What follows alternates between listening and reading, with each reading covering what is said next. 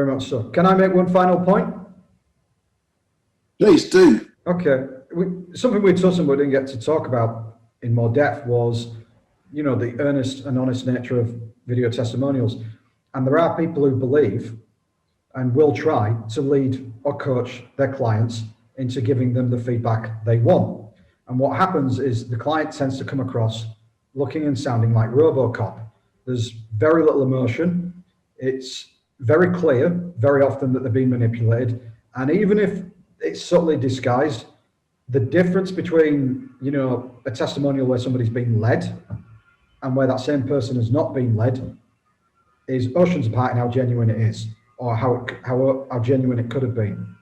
The other thing that makes that a bad result is that people are so much more interesting when they're allowed to open up and speak what that is on their minds, rather than you telling them what you want to hear from them. Because you might not know what your customer values in you unless you ask them.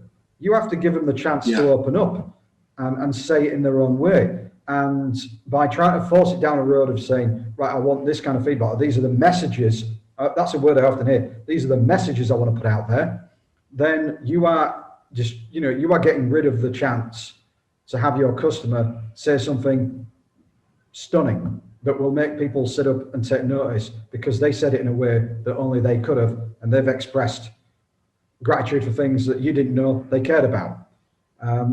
So that is why I would avoid trying to lead or coach your clients.